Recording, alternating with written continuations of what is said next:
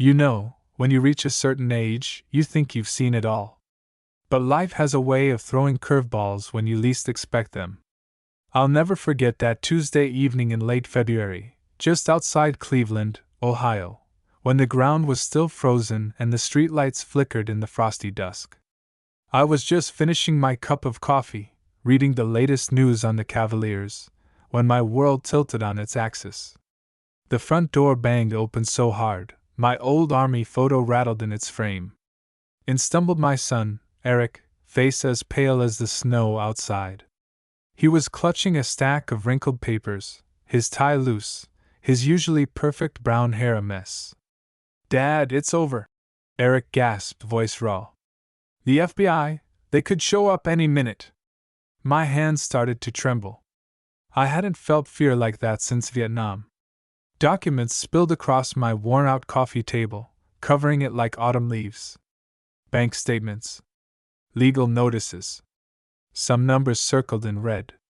I'd always believed Eric was a whiz kid, started his own tech firm at just 28. Now, he looked like a man on the run. "Slow down, son. Sit, talk to me," I managed, setting aside my newspaper and trying to steady my voice. Eric's hands shook as he picked out a page. $2.5 million, Dad. That's what they say we owe." That number hit me like a punch to the gut. He paced around my tiny living room, Italian shoes clicking on old oak boards, the lamplight turning his shadow into something long and strange. He thrust another page at me, his voice barely above a whisper. "Wire fraud, money laundering, securities fraud, conspiracy, the whole 9 yards. They have everything, Dad. Records, emails, encrypted chats. They've been watching us for months." I reached out, hoping to calm him, the same way I did when he scraped his knee as a kid. But Eric shoved my hand away, more harshly than I'd ever felt. "Don't give me empty words, Dad! You don't get it!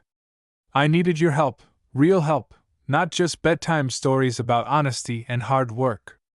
The words stung. I looked around my old house in Lakewood, every detail a memory, my wife's curtains, the armchair where I'd rocked Eric as a baby, family photos of better days. Eric glared at me. "You spent your life doing the right thing, living on a pension, fixing up this old house. Meanwhile, I built an empire, Dad. You don't know what it takes." He swept the documents to the floor. I stared at the family pictures on the mantel, feeling like I'd failed in some way I couldn't name. "When I was a kid, you preached about character and honesty," he sneered. "But integrity doesn't pay the bills, Dad. I needed a father who understood business, not a sermonizer." Outside, a sharp wind rattled the window panes. Cleveland winters are unforgiving. Eric's silhouette was framed in the hall, the old nightlight making him look both young and impossibly tired. "Tomorrow I'll fix this myself. Like always. While you sit here in your little world." He slammed the door so hard the photos shivered on the shelves. I watched his taillights fade down the snowy street, red smears vanishing into the Ohio dark. My living room felt colder and emptier than ever. I bent slowly to gather the documents, my fingers stiff from age and shock. Bank statements, legal forms, numbers and jargon I'd never understood. I stumbled into the kitchen, made a pot of coffee out of habit, but my mind kept replaying the panic in Eric's eyes. When had my boy changed? When had he traded dreams for desperation? I sat at the dining table with an old photo album, Eric at 30, standing proud outside his first office. He'd been so hopeful back then. "We're going to make finance safe, Dad! No more hackers, no more leaks. We'll be the guardians." I could still hear his youthful excitement. But somewhere along the way, something changed. Fewer calls home, more fancy suits and secretive business trips. The last happy family holiday I could remember was Christmas 4 years ago, Eric carving the turkey, making us all laugh. Now my son was a stranger, and I was alone with a stack of papers that might destroy our lives. That night sleep didn't come. I sat in my worn recliner, the old clock ticking loud in the silence. Every time I closed my eyes, I saw Eric's haunted face, his hands clutching those cursed papers. I kept asking myself, was there a moment I missed, a chance to steer him back? Or was this simply the world now, where honest work meant little, and cunning meant everything? Just before dawn, I must have drifted off. The next thing I remember was the shrill ring of the phone, jerking me awake at 8:45 a.m. My neck ached from sleeping in the chair, the photo album still in my lap. I stumbled to the kitchen. The phone kept ringing. "Dad, you have to come to the office." "Now." Eric's voice sounded sharper than ever, commanding, urgent. "What's happened?" "Why?" "Eric, talk to me." "Just be ready. The driver's already on his way. 10 minutes. Don't be late." The line went dead. I stood there, phone in hand, trying to calm the storm in my chest. Should I call someone? Maybe Dave, my old friend from the VA, or Rick Carter, the neighborhood lawyer. But Eric's voice echoed in my head, "Just trust me, hurry, no time." I got dressed in a hurry, pulling on my warmest coat and old slacks. Cleveland winters don't forgive hesitation. My reflection in the bathroom mirror startled me, gray hair wild, face drawn, eyes full of worry. From my window, I watched the quiet street outside, Mrs. Anderson's house across the way, the old Peterson's Buick still in the drive. Then, a black SUV rolled up, the kind of car that screamed, business, in a way I never liked. The windows were tinted, and it idled at the curb with a low growl. My hands shook as I locked the door behind me. I looked back at my house, 40 years of memories inside those walls. As I stepped outside, the February cold hit like a slap. The driver, a young man with a military haircut and a name tag, Mason Clark, opened the door. "Mr. Harris?" he asked crisply. "That's me. What's going on?" "I'm just here to drive you, sir. Mr. Harris will explain everything at the office." We drove through snowy Cleveland streets, the city waking up, people hurrying through the cold, traffic inching toward downtown. I tried to ask questions, but Mason stayed silent, his eyes locked on the road, hands steady at 10 and 2. My heart hammered with each passing block. Had Eric really done all those things? Could my own son be capable of what those papers claimed? Downtown, the SUV pulled up to a gleaming glass tower on Euclid Avenue. Eric's company, Summit Secure Technologies, spelled out in bold letters above the doors. People in expensive coats rushed past, talking on phones, clutching lattes. Inside, the marble lobby gleamed. Security guards eyed me as Mason led me to the elevators, up, way up, to the 27th floor. I could see Eric's silhouette through the glass walls of his corner office, standing with another man near the window. Documents were spread across a glossy conference table. Eric's face lit up when he saw me, relief, almost joy in his eyes for a moment. "Dad, you made it. You're going to save the company." He introduced the man by the window, Ryan Mitchell, his business partner. Ryan looked nervous, avoiding eye contact as he shook my hand. "Pleasure, Mr. Harris." His grip was weak, his eyes darting to the door. Eric motioned me to the table. "Dad, these documents transfer some shares to your name. It's just for tax purposes, completely legal. We need to move fast, before the feds freeze everything." He laid out papers with corporate letterheads, signature lines marked with sticky notes, and an expensive pen poised and ready. "Just sign here, Dad. I know it's complicated, but you trust me, right?" Something felt off. I picked up the first document, trying to make sense of the legal jargon, words like nominal director, personal liability, retroactive authorization. My eyes swam with confusion. Suddenly, there was a sharp knock at the door. A young woman, brisk and businesslike, poked her head in. "Mr. Harris, you're needed on the phone, urgent. Something about the Public Square project." Eric glanced at me. "Just read through, Dad." I'll be right back. As soon as the door closed, the tension in the room changed. Ryan fidgeted by the window, tapping his foot, clearly distressed. He stared at me, then at the pile of papers. I reached for the pen, but before I could sign, Ryan lunged forward, gripping my sleeve with icy fingers. Don't sign anything. Please, Mr. Harris. Just walk away. I froze. What? Why? His voice trembled. Eric's trying to transfer everything, every debt, every criminal charge, onto you. The FBI's already raiding another office. If you sign, you'll take the fall for all of it. I stared at him, stunned. Look at page 3, see? Backdated contracts, personal guarantees. The second you sign, you become the director, and you're on the hook for everything. Eric set you up. The world seemed to tilt. My own son, my flesh and blood, planning to sacrifice me to save himself? Ryan shoved a business card into my hand, desperation in his eyes. If you need help, if you need proof, I'll testify. But right now you have to go. The FBI will be here in minutes. I'll get you out. He led me through a back door, into a service hallway that smelled of cleaning chemicals and fear. Service stairs, 27 floors down, Ryan said, breathless. Take the exit onto East 9th, call a lawyer. Don't answer Eric's calls.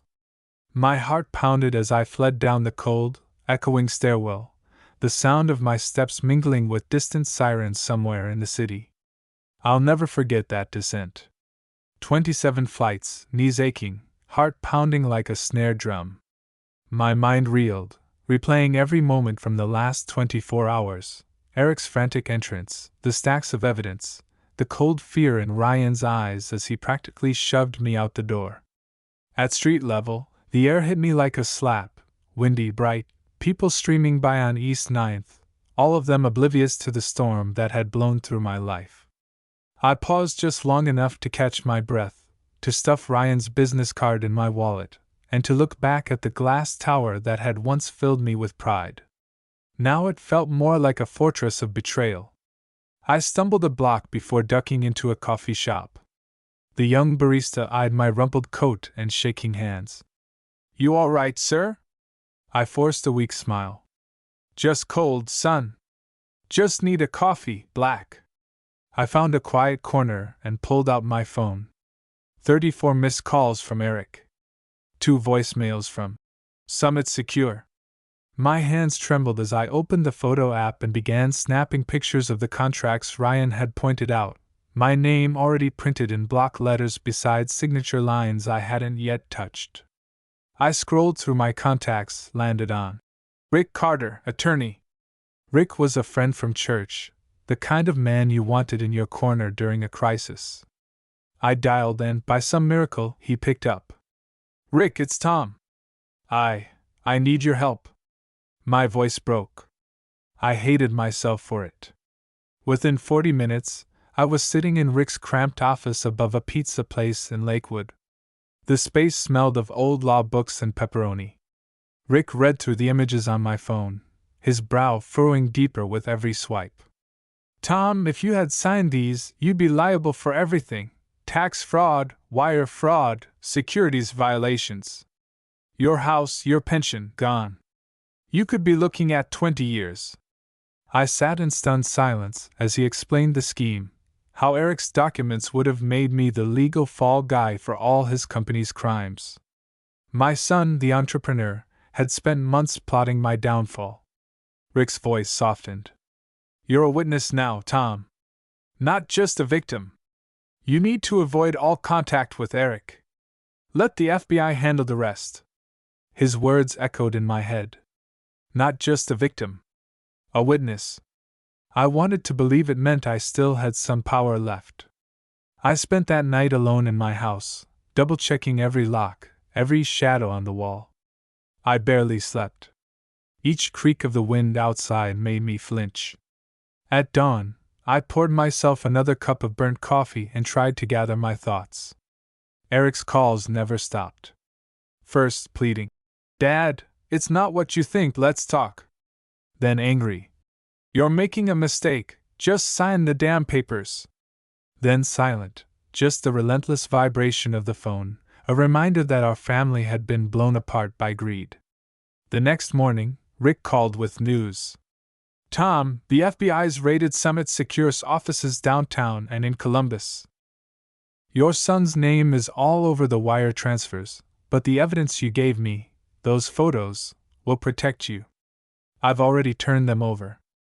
By noon, news vans started to circle Summit Secure's building.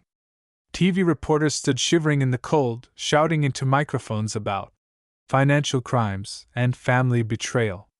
It was surreal to see Eric's face, smiling in corporate headshots, flashed on every local station. Meanwhile, I began to realize just how much I had lost.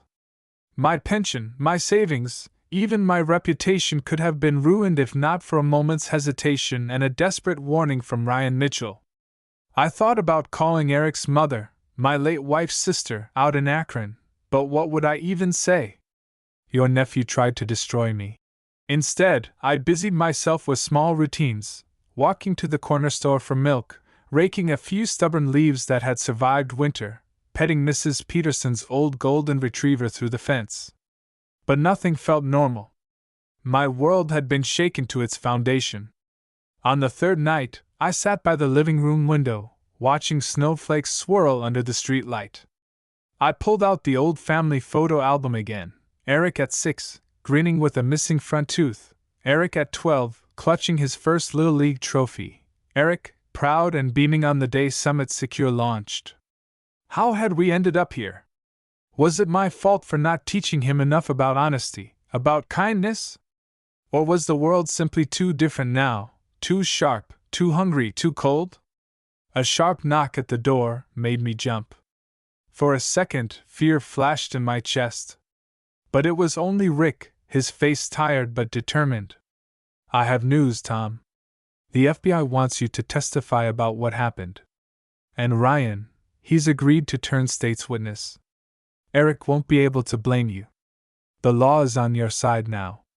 I nodded, relief and grief warring inside me. I hadn't wanted any of this. I just wanted my son back, the boy who used to beg me for one more story before bed, not the man who saw me as a shield to hide behind. That night, for the first time in days, I slept. Not well, not long, but deep enough to dream. I dreamed of a world where family meant safety, where fathers and sons built things together, bridges, businesses, trust. When I woke, the sun was shining weakly through the frosted glass. It felt almost like hope. The days that followed blurred into each other, court documents, lawyer meetings, phone calls with agents whose names I'd forget as soon as the line went dead. My quiet home in Lakewood turned into a kind of war room.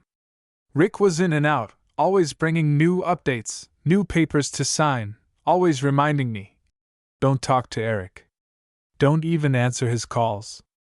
But even with all the noise, the world outside didn't care. The neighbors' kids built snowmen, the mailman waved from the sidewalk, and the lake down the road was still frozen solid. Only I felt different, aged, hunted, somehow both invisible and too exposed. There were days I thought about packing a bag, driving south, leaving the cold and the memories behind. But the house felt like a last stand, a monument to my wife and the life we'd built. I couldn't leave. News coverage intensified. Reporters called at all hours, asking for statements. How does it feel, Mr. Harris, to have your own son try to frame you? Were there warning signs? Will you press charges? I hung up on every single one. In the evenings, I'd see Eric's name trending online. Summit Secure collapse, Harris family scandal, Cleveland business fraud. And I'd turn the TV off, staring into the fire instead. But sometimes, when I was sure nobody was listening, I'd talk to my wife's old photograph. You always said Eric was too ambitious for his own good. I just wanted him to have a better life than we did. Did I push him too hard? Not hard enough? The house was always silent in reply. After a week, the FBI finally reached out in person. 2 agents in dark windbreakers knocked on my door at dawn, their breaths fogging in the cold. "Mr. Harris? We're here to take your statement." They were polite, almost gentle, but their questions were sharp. "When did you first suspect something was wrong? Did your son ever discuss company finances with you? How did you obtain these documents?" I answered everything honestly. I showed them the texts, the photos on my phone, even Ryan's business card. When they asked about my relationship with Eric, I nearly choked up. He was a good kid once. Smart, kind, loved baseball and old cars. "I don't know what happened." The younger agent nodded, his eyes soft.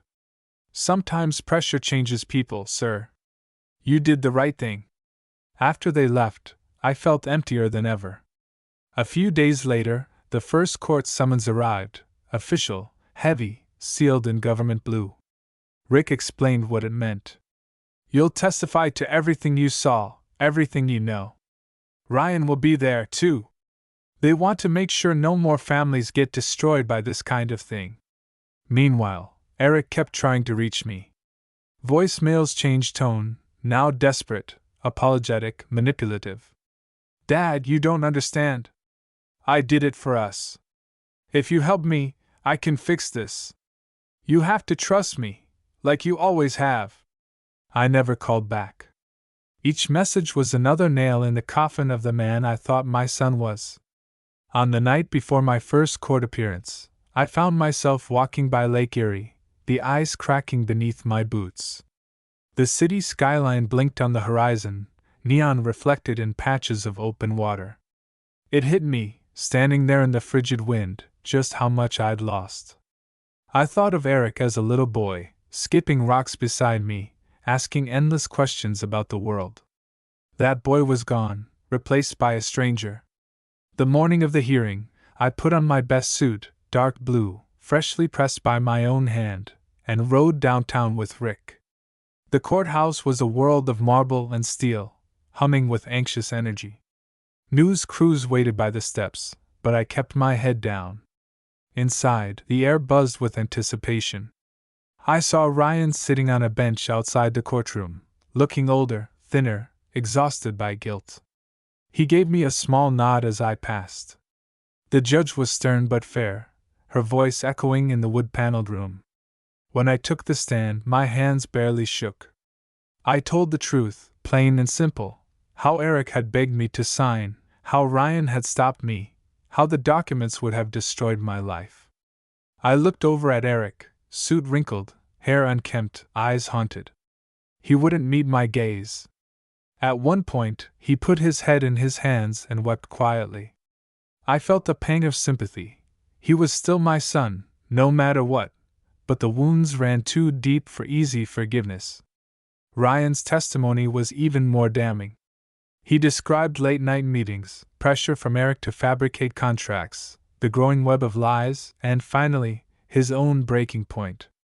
"I couldn't let an innocent man pay for what we'd done. I had to stop it," Ryan said, voice shaking. By midday, the trial paused. I left the courthouse feeling lighter, but also older, as if I'd lived 10 years in a week. Reporters called after me, but I ignored them. I just wanted to go home, make a pot of coffee, and try to remember how peace used to feel. But peace was a long way off. That evening, Eric called again, this time from a number I didn't recognize. Against my better judgment, I answered. "Dad? I'm sorry. I really am. I messed up." There was a long silence. "You hurt me, Eric," I said quietly. "You hurt yourself, too. I know. I wish I could fix it. I wish I could go back." "So do I, son. So do I." The line went dead. That was the last time we spoke for months. Spring came late that year to Cleveland. The city thawed slowly, and so did I. My days settled into a new, uneasy rhythm, calls with Rick, meetings with investigators, and long, quiet afternoons with only the radio and my memories for company. I kept busy as best I could. I fixed the loose railing on the porch, repainted the old picket fence, even planted tomatoes in the patch behind the garage, just like my late wife used to every spring. The work gave my hands something to do, but my mind never strayed far from Eric and the disaster he'd left behind. Eric's company collapsed in weeks. The news was everywhere. Summit Secure's assets frozen, employees let go, clients in panic. Headlines talked of a local tech prodigy's stunning downfall. But the real pain wasn't in the articles. It was in the silence that grew between me and my only child. I missed the sound of his voice, his laugh, even the arguments we used to have about baseball or politics. The only visitors now were old friends and neighbors, bringing over hot casseroles and awkward, well-meaning advice. "You did the right thing, Tom," Mrs. Peterson assured me over a dish of baked ziti. "Sometimes family just goes wrong." But the words brought little comfort. I found myself flipping through photo albums late at night, searching for answers in the faces of birthdays and holidays past. The court case ground on. I testified a second time, this time with more confidence, certain that telling the truth was all I could do. Eric's defense attorney tried to twist my words, but it was hopeless. There were too many emails, too many forged signatures, too much greed exposed for all to see. Ryan Mitchell's confession sealed the case. He explained in chilling detail how Eric had planned every step, how I was just the convenient old man, a name on a page, a shield against consequences. Sometimes, between hearings, I'd run into former Summit Secure employees outside the courthouse. Some glared, others looked away, but a few stopped to shake my hand. "Mr. Harris, I'm sorry for what Eric did," one young woman said quietly. "You deserve better." Her words made me feel seen for the first time in weeks. The verdict came in mid-May. Eric was found guilty on all counts: wire fraud, conspiracy, money laundering, securities violations. The sentence, 8 years in federal prison, plus millions in restitution. The courtroom was silent as the judge read the decision. Eric looked thin, pale, and years older than his age. I watched his shoulders shake as the reality set in. Afterward, Rick walked me out to the courthouse steps. Reporters still swarmed the street, hungry for a soundbite, but Rick put an arm around my shoulder and guided me through the crowd. "It's over, Tom. You can breathe now."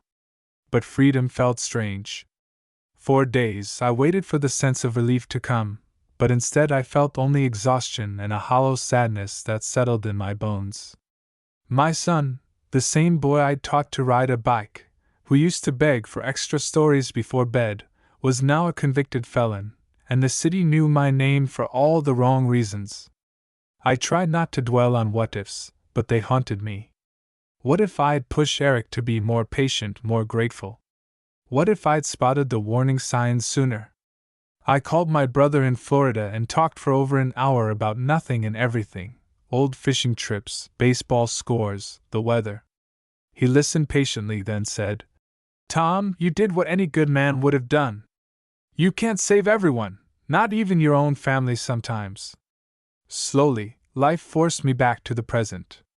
The garden needed watering, the gutters needed cleaning, and my old friend Hank convinced me to join him for coffee every Thursday at a little diner on Madison Avenue. "Don't let the past eat you alive," Hank would say, pushing a slice of cherry pie in front of me. "Start living again, Tom." One afternoon in June, as I was watering my tomatoes, a letter arrived. It was from Eric, postmarked from the county jail. My hands shook as I opened it. "Dad, I know I've lost your trust. I'm sorry for what I did. I hope one day you can forgive me. Tell Aunt May I'm all right. Tell Ryan I'm glad he did the right thing. Love, Eric."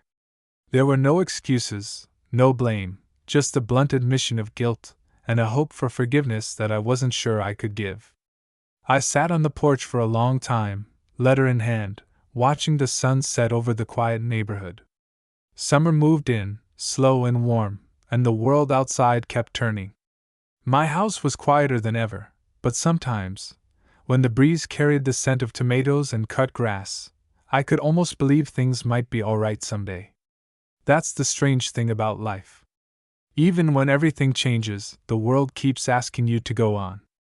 As the days grew longer and the summer sun baked the sidewalks, I found myself returning, slowly, stubbornly, to something like peace.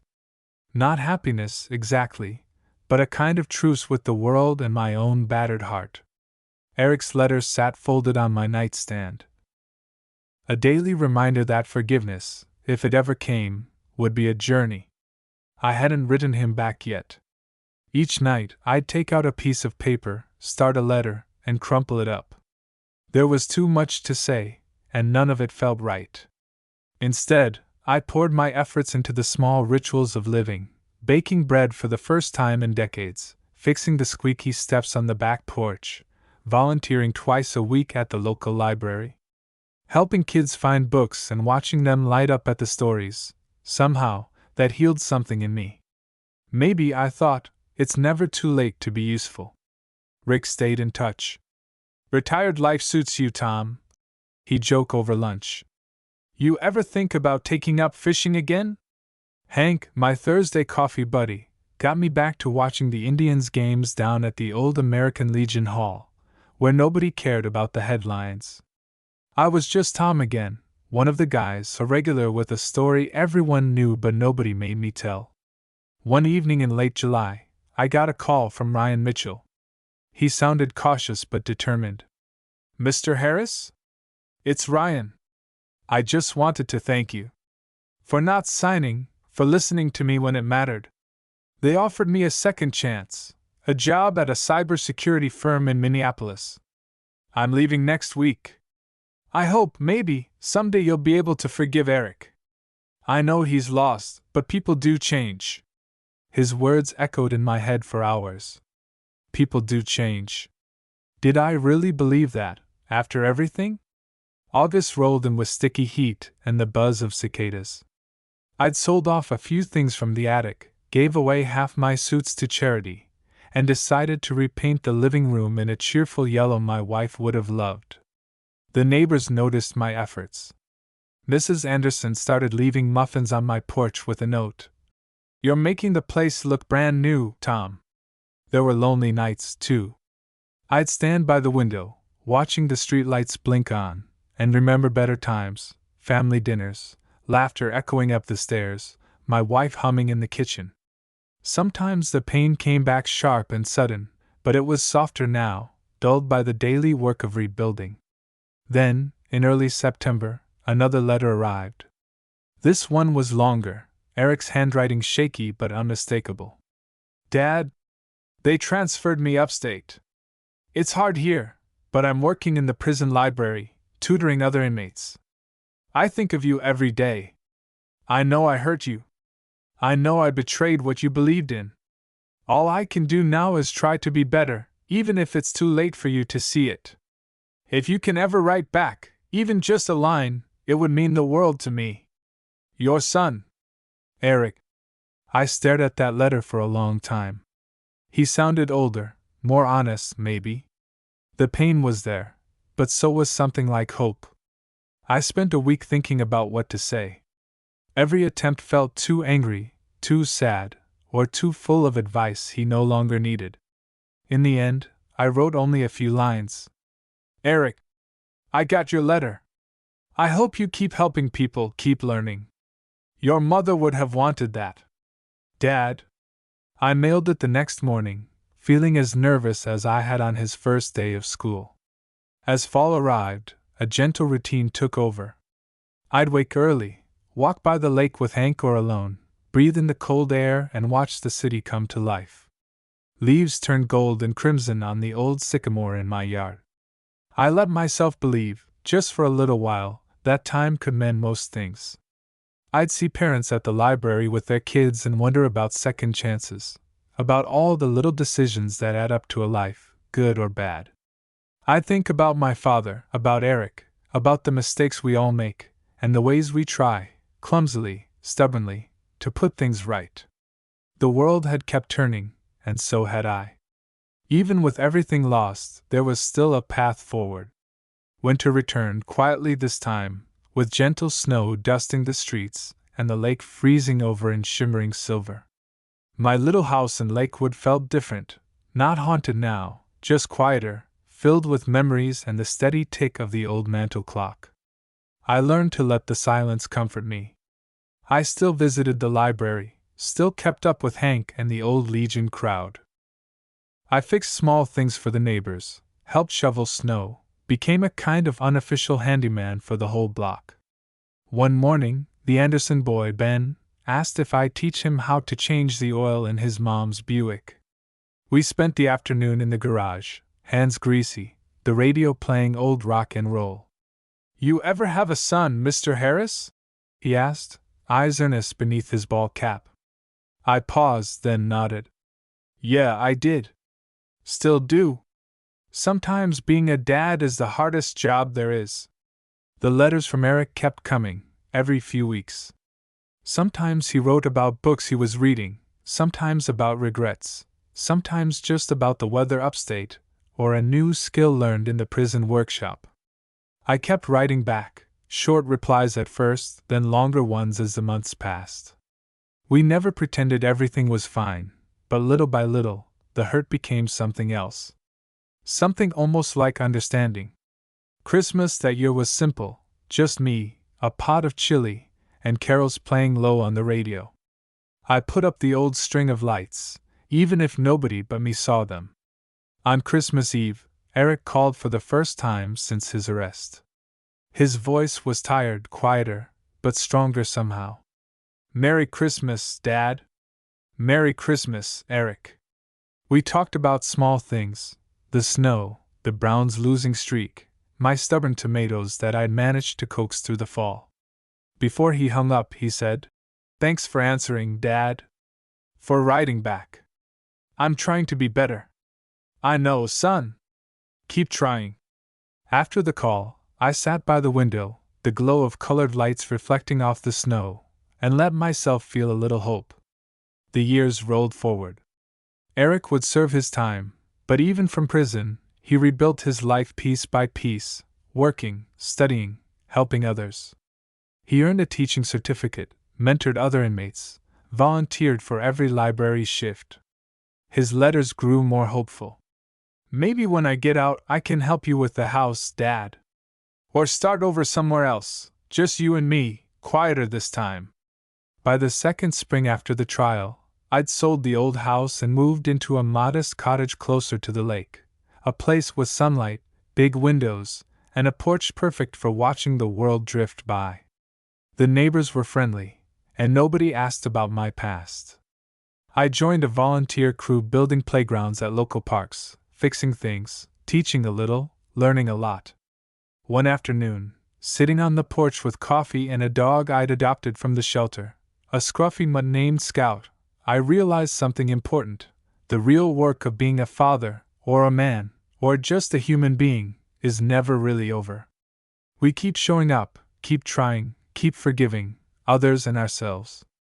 I wrote Eric one last long letter, telling him all about the new place, the lake, Scout's antics, the people I'd met. I told him I'd be waiting when he got out, and that whatever happened next, we'd face it together. Maybe that's all any of us can hope for in the end, a chance to start again, to learn from the past, and to build something honest out of what remains. As I sat there, sun warming my face and the lake sparkling beyond the yard, I realized that, for all its pain, life still held moments of quiet joy. And that was enough.